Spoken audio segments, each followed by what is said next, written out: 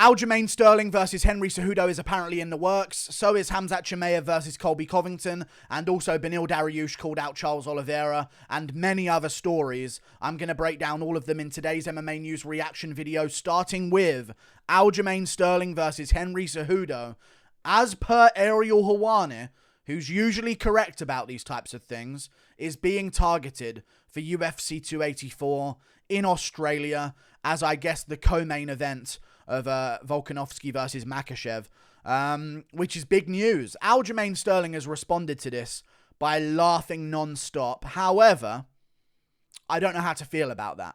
He's put a bunch of laughing emojis on Full Violence, and I'm seeing two different ways this can be, and two different reasons as to why he would be laughing. One is that the story is absolutely fake from Ariel Helwani, which I don't believe is true. Him and Ariel are cool. You know, Ariel has him on the show and talks to him and stuff like that. So I don't think that Ariel would completely make this up. But maybe that's why Aljamain Sterling's laughing. But maybe, and this is only because, I'm only saying this because he posted on this like an hour before the initial comments went through. Maybe he's seeing all of the comments complaining about this fight being made and just laughing at them and stuff like that, because they're all saying that, you know, please add O'Malley, Cheeto, but they were saying, dude, Cheeto, Corey, even Sugar, but Henry, really? Sugar Show should get it, and stuff like that. So maybe he's laughing at all the comments complaining about this matchup being made.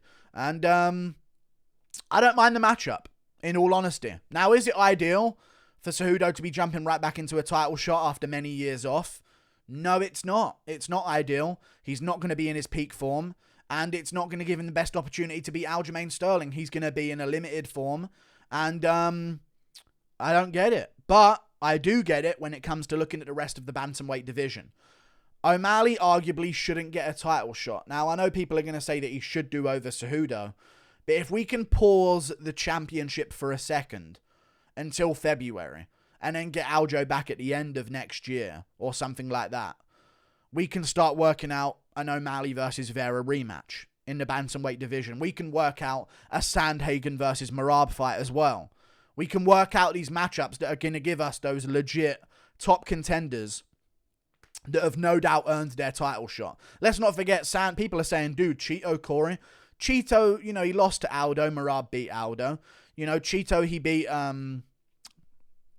Dominic Cruz, but he's also still quite low down the rankings himself. O'Malley's at number 1 in the bantamweight division right now, so that's how that's going. And Yan only moved down to number 2, so everyone got shimmied down one position.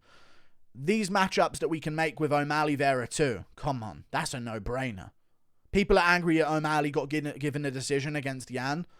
We'll make him earn it by one more fight against Vera. And in O'Malley's case, you're like, this is my opportunity to redeem the one, in his mind, BS loss in his career before he goes on to try and become a champion. And it gives Aljo time to get a little bit older. O'Malley time to improve his grappling a little bit more and, you know, mature a bit more as a fighter now that he's had that big fight. Have another top contender to get the experience before he takes on a guy for the belt. So, I think that's what they should do. With Aljamain Sterling, Henry Cejudo being targeted potentially in Australia, which is very quick, but Aljo took no damage and Cejudo's ready to go. Let's have that happen. You know what I'm saying? Have it happen. And then we do O'Malley versus Vera 2, the rematch, in the meantime, to decide who gets the title shot next. Sandhagen got choked out in the first round by Aljo, and he lost to Yan. And he's also been plummeted down the rankings. So do him versus Merab, and the winner of that still doesn't get a title shot. One, because Sandhagen will only be on a 2-fight win streak, and he lost to Aljo in such dominant fashion. And two, I hate Merab, and I hate his guts, and he's ruining the division, so don't give him a title shot if he wins that matchup. But the way I'm seeing it is O'Malley Vera is on another big pay-per-view card next year, maybe on the London card if they really want to sell out Wembley Stadium. We'll see how it goes. I don't think they'll do that in Australia. I don't see O'Malley going to Australia. He hates leaving Vegas, you know what I'm saying? So maybe O'Malley Vera can main event a fight night on ABC. That's a perfect ABC fight night headliner if you ask me. They can do that next year. And also Sandhagen versus Merab with a good undercard is also enough to headline like an Apex fight night or something like that. So, yeah, Let's talk about Aljo Cejudo, though. I think Aljo would win. I think he would win a decision. I just don't see Cejudo getting finished by Aljo because he's got the level of wrestling enough to not accept bad positions. And Dillashaw with one arm can't do that. And Yan can do that, but still Aljo can get his back. But even Yan on paper doesn't have the wrestling level that Cejudo does. Maybe he has a better jiu-jitsu defense. Who knows? But we've seen Cejudo scrambling with DJ and not giving up bad positions. So I would assume that Cejudo will last to a decision. But it's not about whether or not, who's the better wrestler. It's not about that anymore. Grappling has evolved in MMA and Aljo's at one of the forefront of that. It's about, can you wrestle to jiu-jitsu? Can you wrestle to an offensive grappling position? Because we've seen these wrestlers come into MMA and take a guy down non-stop and then gas and lose. You know what I mean? Who was the guy over at Bellator that trained at AKA? I want to say it was like Ed Ruth or something like that. And he really didn't translate well into MMA. You've got to be able to turn it into a dominant jiu-jitsu position against the top-level fighters. And that's what Aljo's been able to do. So it's not about if Cejudo can stuff 10 takedowns. Can he stuff the 11th where Aljo gets his back in the scramble of defense afterwards? That's the problem that he's going to run into. So I would pick Aljo to win. And if Aljo wins against Cejudo coming back, I don't think he is the bantamweight GOAT over Cruz, but he's in the argument now for sure. Because of the weirdness that's happened with the Dillashaw fight and even the first Yan fight and stuff like that. It's difficult to really say that he's defended the amount of times he did in the same way other people have.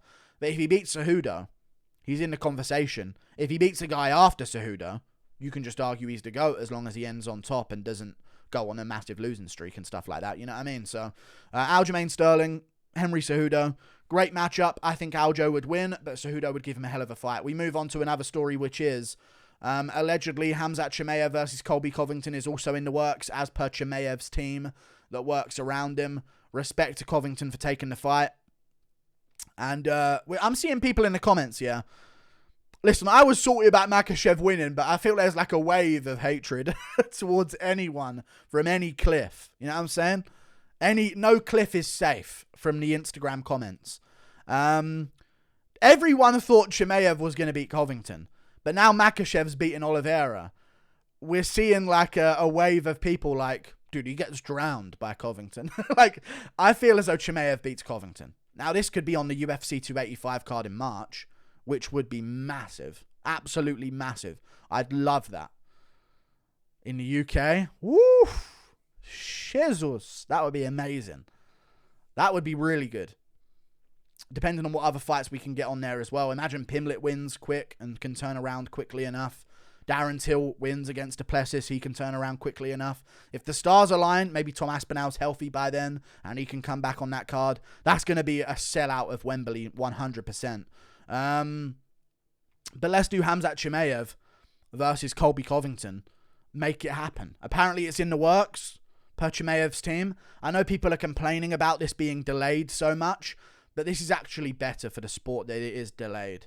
Because one, you're going to have a replacement opponent potential with Chimaev maybe, if anything happens to the main event.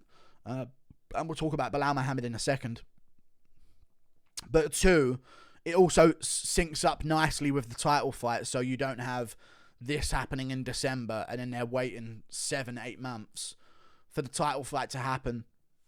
And then they're going to be out for like a year by the time the winner of Usman Edwards 3 is ready to return again. You know what I mean? Like, you don't want that to happen. So, let's do Chimaev Covington, which is a big fight in March. And for Belal Muhammad, I think he's earned. He doesn't have to fight another contender coming up. If Jeff Neal beats Shavkat, don't be surprised if the UFC start pressuring Belal to take that Jeff Neal fight. Jeff Neal beat him before. But I would say if I was the manager of the UFC, Belal's earned a title shot and he can just be left and saved in that position and paid to be a backup for both of these fights. And the reason why I like this fight being on the same card as Usman Edwards 3 is that if you have Belal Muhammad as a backup, he doesn't have to make weight for multiple events. He can just make weight for one event. And if anything happens to any of the big matchups, which could, there's 4 fighters. We see how this goes sometimes. Chimaev missed weight in his last fight. If I'm Belal, I'm getting ready for 170 pounds on the dot. And I'd really like to see him versus any of those guys. So put him in there as a replacement for all 4 fighters. And let's get it going in welterweight. And let's move the rest of the division afterwards. We move on to another moment. But no, seriously, let's talk about the prediction a little bit. I've done it before, but just add in a little bit of a prediction thing. I feel as though Chimaev would beat Covington. I know a lot of people don't like that. I'm seeing the comments. Colby's still going to call out Dustin in the build-up. Chimaev getting drowned. You heard it here first. The battle of the 2 welterweight biggest villains. 5 rounds. March, Colby winning. You know what I mean? I think Colby wins because of his cardio and stuff like that. So I think make it a 5-rounder to add that spice of a Covington chance. But I think Chimaev just goes through him. I think Burns, the reason why he had such a competitive fight with Chimaev was because he had power on the counter as a defensive mechanism on the feet. And he also had defensive jiu-jitsu off of his back with submissions. But Covington has no submissions off of his back. And also has no power in his shots early on. We saw against Usman how jittery he was in the first. Imagine how he's going to be against Chimaev if they have to back up all that talk and all the spotlights on him. I don't think he has enough time to get into the fight. If it makes it into round 3, 4, and 5, he has a solid chance. But does it make it there? I doubt it against a guy the size of Chimaev. Covington's one of the few non-cowards in MMA that actually fights in their natural weight class. And Chimaev's from, you know, Chechnya, Dagestan region. So he has to be at least 10 pounds bigger than his opponent to be successful. So it's dangerous for Covington. And I think he's going to get finished early on if Chimaev can make weight and stuff like that, which we'd like to see, of course. So make it happen. I'm looking forward to it. We move on to another moment, or another story, which is Beneil Dariush calling out Charles Oliveira. I made this matchup a potential thing in my every fight to make after UFC 280 video that I make after the events. And yeah, Beneil's calling him out. So he's watched my video and he's thought, Guru's got a point.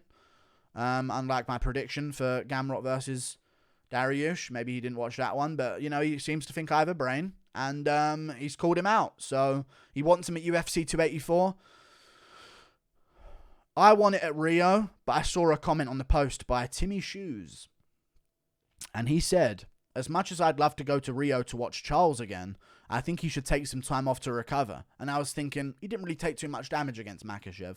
But then I see, he fought every top 5 lightweight in less than 2 years and got dropped in every fight. And I'm like, that's a good point, actually.